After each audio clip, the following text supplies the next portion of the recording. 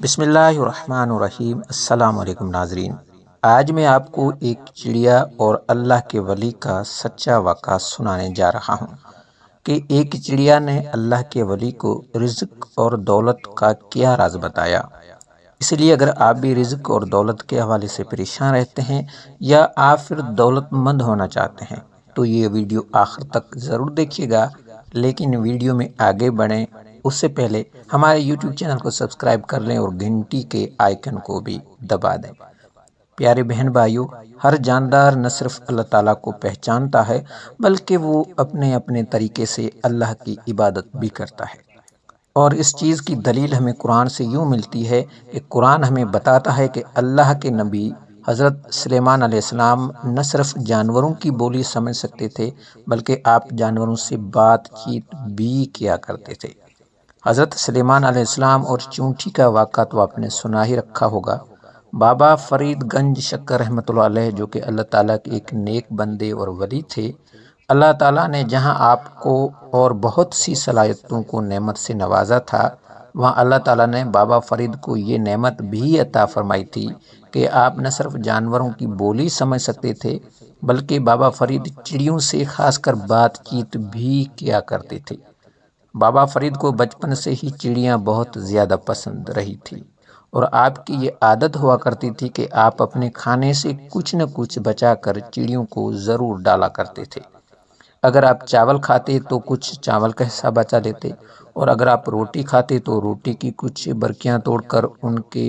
بورے کر کے چڑیاں کو ڈال کرتے تھے۔ ایک بار پاک پتن میں بہت زیادہ خشک سالی پڑنے کی وجہ سے فصلیں بھی مرجھا گئی اور بہت سے جانور اور پرندے مرنے لگے۔ جب بابا فرید نے یہ دیکھا کہ پرندے مر رہے ہیں تو بابا فرید کو اس چیز کا بہت زیادہ دکھ اور صدمہ پہنچا۔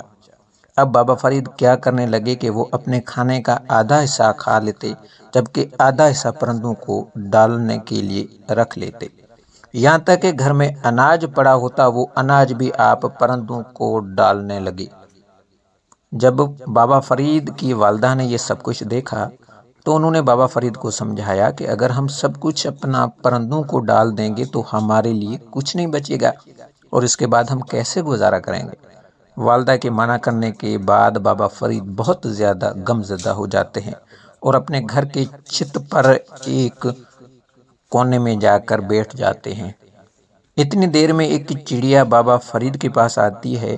اور بابا فرید کو دکھی دیکھ کر چڑیا پوچھنے لگتی ہے کہ آپ آج دکھی کیوں بیٹھے ہیں، جس کے بعد بابا فرید چڑیا کی تمام صورتحال کے بارے میں بتاتے ہیں کہ بارش نہ ہونے کی وجہ سے خشک سالی پڑ چکی ہے، جس وجہ سے پرندے بھوک سے مر رہے ہیں، اور جب انہوں نے پرندوں کی بھوک مٹانے کے لیے اپنے گھر کا اناج پرندوں کو ڈالنا شروع کیا تو ان کی والدہ نے اس چیز سے انہیں روک دیا، جس وجہ سے وہ بہت زیادہ دکھی ہو چکے ہیں۔ بابا فرید کی یہ بات سن کر چڑیا مسکرا دیتی ہے اور کہنے لگتی ہے کہ کیا آپ نہیں جانتے کہ ہر جاندار کو اللہ نے پیدا فرمایا ہے، اور اللہ کی یہ حکمت ہے کہ اللہ کسی جاندار کو پیدا بعد میں فرماتے ہیں، اس کا رزق پہلے ہی اس دنیا میں بھجوا دیا جاتا ہے۔ اب اللہ تعالیٰ نے جس کے حصے میں جتنا رزق لکھا ہے اس کو اتنا ہی رزق ملے گا۔ چڑیا کا مزید کہنا تھا کہ میں دوسرے پرندوں کے بارے میں تو کچھ نہیں کہتی، لیکن جب سے یہ دنیا بنی ہے آج تک کوئی چڑیا شام کو بھوکی نہیں سوئی۔ چڑیا صبح اپنے گھونسلے سے بھوکی ضرور نکلتی ہے لیکن شام کو پیٹ بھر کر اپنے گھونسلے میں لوٹتی ہے۔ بابا فرید چڑیا کی یہ بات سن کر بہت زیادہ حیران ہوئے اور چڑیا سے کہنے لگے کہ میں نے نیک سے نیک انسان دیکھا ہے جتنی زندگی میں کوئی گناہ بھی نہیں کیا، لیکن میں نے اسے بھی بھوکا سوتے دیکھا ہے۔ تو چڑیا کے پاس کون سا ایسا وظیفہ، کون سا ایسا عمل ہے کہ آج تک کوئی بھی چڑیا شام کو بھوکی نہیں سوئی؟ جس کے جواب میں چڑیا کا کہنا تھا کہ ہمیں دو ایسے رازوں کا پتہ ہے جن رازوں کی وجہ سے آج تک کوئی بھی چڑیا بھوکی نہیں سوئی، اور اگر ان دو رازوں کو کوئی بھی انسان جان جائے تو اس پر بھی کبھی رزق کی تنگی نہیں آئے گی، اس کو جتنی دولت، جتنے رزق کی گواہش ہوگی اس نے کہیں زیادہ اللہ اسے عطا فرما دیا کریں گے۔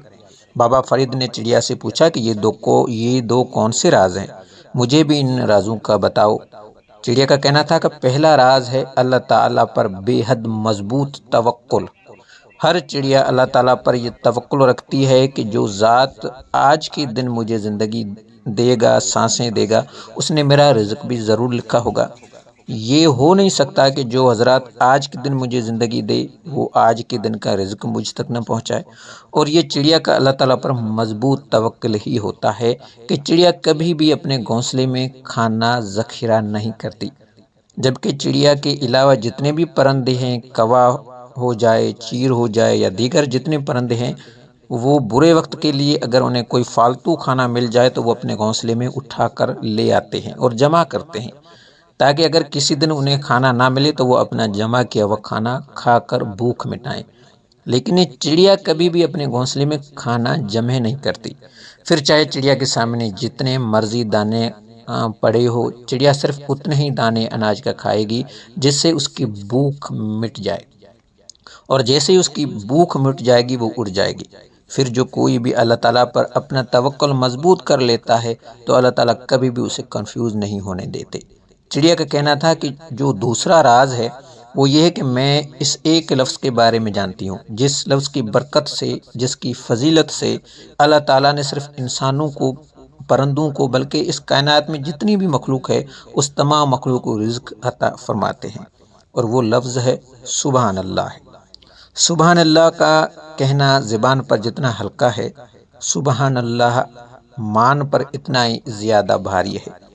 ایک شخص نے نبی کریم صلی اللہ علیہ وسلم سے عرض کیا کہ یا رسول اللہ صلی اللہ علیہ وآلہ وسلم، ہم میں سے کوئی بھی شخص ایک دن میں 1000 نیکی کیسے کرے؟ جس کے جواب میں آپ صلی اللہ علیہ وسلم نے ارشاد فرمایا کہ وہ 100 مرتبہ سبحان اللہ کہے، اس کی 1000 نیکی لکھ دی جائے گی اور 1000 گناہ مٹا دیے جائیں گے۔ اللہ تعالیٰ قرآن پاک میں ارشاد فرماتے ہیں کہ میں کسی پر بھی ظلم نہیں کرتا، یہ انسان کے اپنے ہاتھوں کو کیے گئے گناہ ہوتے ہیں جو کہ مختلف مصیبتوں اور پریشانیوں کی شکل میں اس کے آگے آ کر کھڑے ہو جاتے ہیں۔ پیارے بہن بھائیوں، ہمارے کچھ گناہ رزق کی تنگی کی شکل میں ہمارے سامنے آ جاتے ہیں، تو کچھ مصیبت و پریشانی ہوں تو کچھ بیماریوں کی شکل میں۔ چڑیا کا کہنا تھا کہ اگر کسی شخص کو رزق کی تنگی کا سامنا ہے، یا پھر وہ رزق اور دولت کے حوالے سے پریشان رہتا ہے، یا پھر وہ شخص بہت زیادہ دولت کا مالک بننا چاہتا ہے، تو اسے چاہیے کہ وہ صرف 2 کام کر لے۔ پہلا کام وہ یہ کرے کہ وہ اپنی توکل اللہ تعالیٰ پر بے حد مضبوط کر لے۔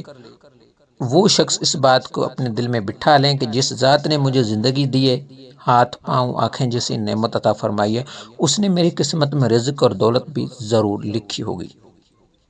اگر اس نے کل کے دن کے لیے میری زندگی لکھی ہوگی تو میری قسمت میں رزق بھی ضرور لکھا ہوگا۔ جبکہ دوسرے نمبر وہ شخص اس چیز کو اپنا معمول بنا لے کہ ایک دن میں کم از کم 100 بار سبحان اللہ ضرور پڑھیں۔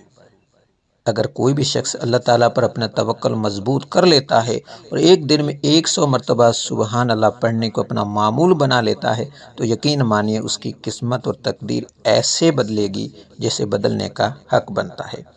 اس کی غربت کب امیری میں بدل جائے گی، اس کی پریشانیاں کب خوشی اور راحت میں بدل جائیں گی، اسے پتہ بھی نہیں چلے گا۔